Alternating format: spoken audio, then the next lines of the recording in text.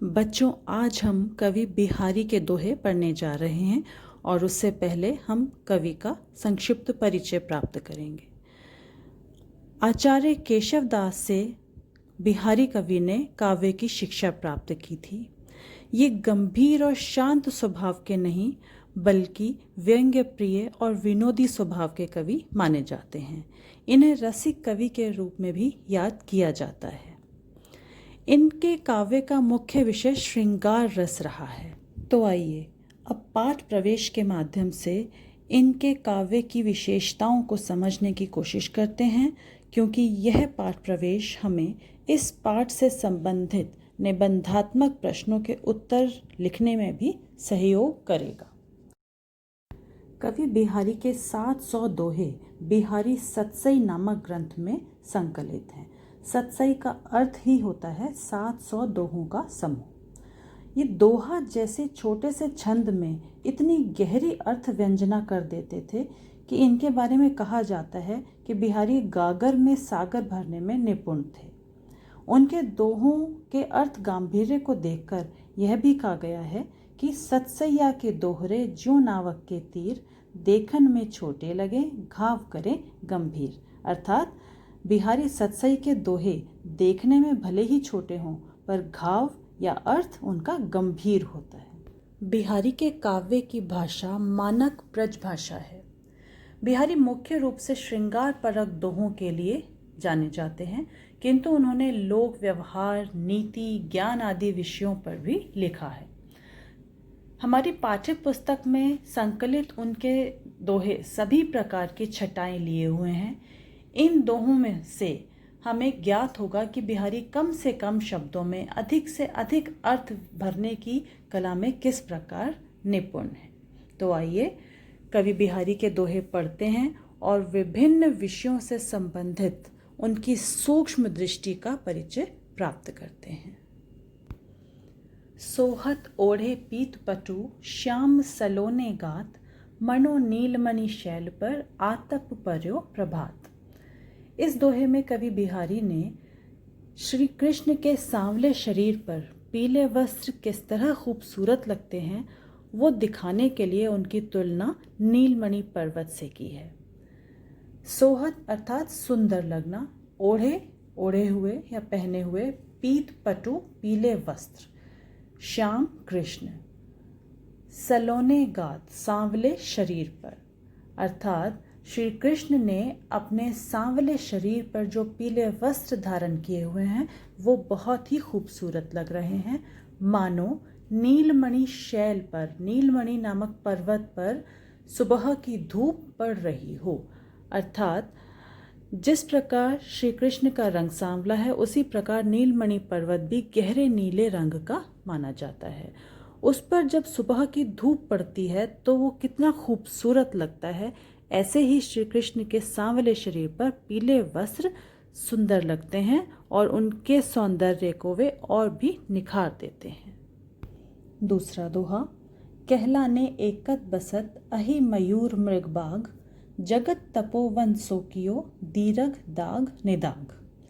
प्रस्तुत दोहे के माध्यम से कवि बिहारी ने प्रचंड गर्मी का प्रभाव वन्य जीव जंतुओं पर दिखाया है कि किस प्रकार जब तेज गर्मी पड़ती है तो जंगल का वातावरण पूरी तरह से बदल जाता है।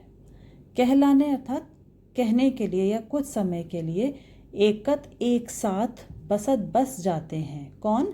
अहि मयूर मृग बाघ, अहि सांप, मयूर मोर, मृग हिरन और बाघ। ये चारों जानवर जो कि विपरीत प्रवृत्ति के हैं, सामान्यतः एक साथ नज़र नहीं आते। यदि एक दूसरे को देख ले तो मारकर खा जाए, पर गर्मी की अधिकता के कारण ये सभी एक साथ मिलकर बैठे हुए दिखाई देते हैं। और इस तरह कवि कह रहे हैं, जगत तपोवन सोकियो, कि इन्होंने जंगल को भी तपस्या की भूमि का रूप दे दिया है। जिस प्रकार तपस्या की भूमि में ऋषि मुनि शांतिपूर्वक पेड़ों के नीचे तपस्या में लीन रहते हैं, उसी प्रकार प्रचंड गर्मी के प्रभाव से बचने के लिए ये सभी जीव जंतु, सभी जानवर, पक्षी एक साथ शांति से वृक्षों के छाया में बैठे हैं, मानो ये ऋषि मुनि हों और वहाँ बैठकर तपस्या कर रहे हों। तो इस प्रकार ग्रीष्म ने जंगल के वातावरण को पूरी तरह से बदल दिया है और उस जंगल को तपोवन का रूप दे दिया है। अगले दोहे में कृष्ण के प्रति गोपियों के प्रेम का वर्णन किया गया है। गोपियाँ श्री कृष्ण से बातें करना चाहती हैं, जबकि कृष्ण सदा अपनी मुरली को अपने होठों पर रखते हैं, जिसके कारण वो किसी से बात नहीं करते हैं। तो गोपियाँ अवसर मिलते ही कृष्ण की बांसुरी चुरा लेती हैं, जिससे कि वो भले ही बांसुरी को ढूंढते हुए उनसे पूछेंगे, बात करेंगे, पर इस बहाने उनकी आपस में बातचीत होगी, वार्तालाप होगा। तो देखते हैं यह दोहा। बतरस लालच लाल की, बतरस बातों का रस, बातों से मिलने वाला आनंद, लाल की कृष्ण की, मुरली धरी लुकाई, बांसुरी छुपाकर रख ली। सौह करें भौहनु हंसे, सौह करें मतलब कसम खाती हैं, भौने हंसती हैं, आंखों आंखों में हंसती हैं एक दूसरे को देखकर, दैन कहें नटी जाएं। उनकी यह शरारत देखकर श्री कृष्ण समझ जाते हैं कि उनकी बांसुरी उन्होंने ही चुराई है, और जब वो उन्हें देने को कहते हैं तो वे इनकार कर देती हैं। तो इस प्रकार यह दोहा श्रृंगार रस पर आधारित है, जहाँ गोपियों का कृष्ण के प्रति प्रेम दर्शाया गया है। यह दोहा पूरी तरह से श्रृंगार रस पर आधारित है।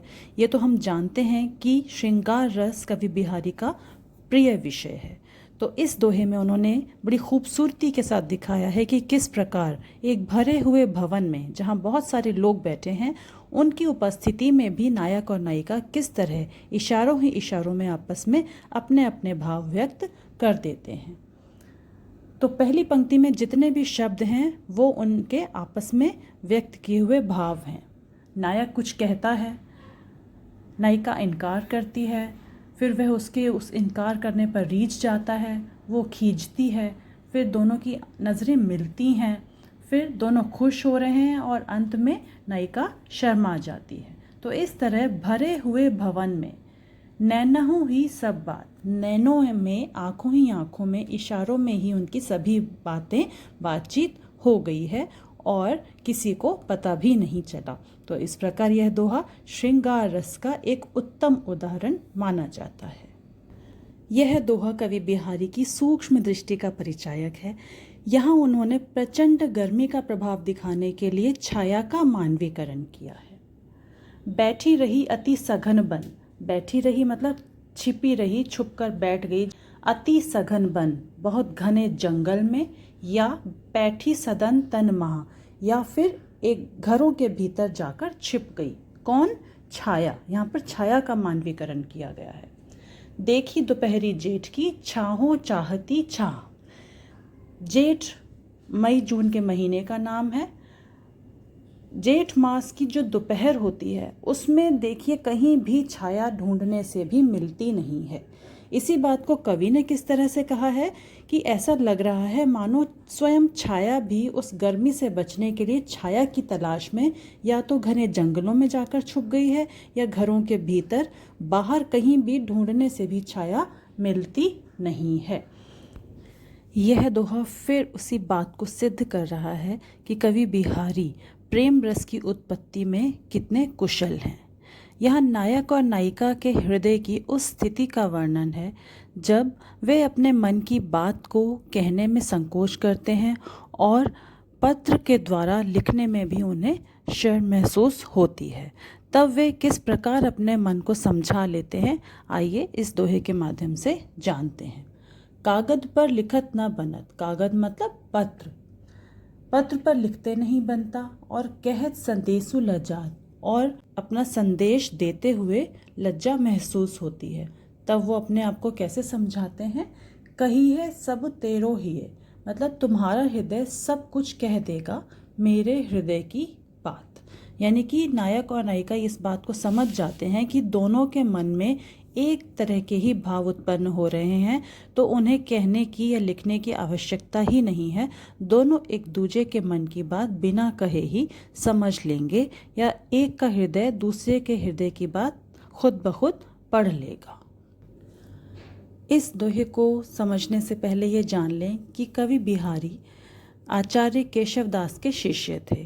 तो इस दोहे में उन्होंने केशव शब्द के प्रयोग में यमक अलंकार का प्रयोग किया है। वो कह रहे हैं कि प्रगट भये द्विजराज कुल, कृष्ण की पहचान बता रहे हैं कि हे कृष्ण, जो कि एक उच्च कुल में जन्मे थे और सुबस यानी अपनी इच्छा से बसे ब्रज आई, ब्रज में आकर बस गए थे। मेरे हरो कलेश सब, तो उन कृष्ण से कवि यह प्रार्थना कर रहे हैं कि मेरे सभी कष्टों को दूर कर दीजिए। केशव केशव राई, यहाँ पर पहला केशव शब्द जो है वो कृष्ण के लिए आया है और केशव राई अर्थात केशव के शिष्य यानी कि स्वयं कवि। तो यहाँ कवि खुद की पहचान बता रहे हैं कि वह केशव के शिष्य हैं और केशव अर्थात कृष्ण से उनकी यह प्रार्थना है कि वे कवि के सभी कष्टों को दूर कर दें। तो हमने देखा कि कवि बिहारी के अधिकांश दोहे श्रृंगार रस पर आधारित हैं, किंतु यह दोहा भक्तिपरक दोहा है जिसके माध्यम से उन्होंने धर्म के नाम पर किए जाने वाले आडंबरों का विरोध किया है और यह बताने का प्रयत्न किया है कि ईश्वर की प्राप्ति या ईश्वर का वास कहाँ होता है। जप माला छापे तिलक, सरे न एको काम। कवि कह रहे हैं कि भक्ति के नाम पर माला जपने से, तिलक लगाने से, ईश्वर के छपे हुए वस्त्र पहनने से सरे न एको काम, एक भी काम सरता नहीं है, पूर्ण नहीं होता। अर्थात हम भक्ति के मार्ग पर एक पग भी आगे नहीं बढ़ पाते। मन कांचे नाचे वृथा, मन कांचे अर्थात यदि हमारा मन कच्चा है, हम सच्चे मन से भक्ति नहीं कर रहे हैं, तो भक्ति के नाम पर किसी भी प्रकार के कर्म कांड करना व्यर्थ है, क्योंकि साचे राचे राम, क्योंकि ईश्वर का वास तो सच्चे मन में ही होता है। कहने का तात्पर्य यह है कि बाहरी दिखावा करने से कभी भी उस परम सत्य अर्थात ईश्वर की प्राप्ति संभव नहीं है।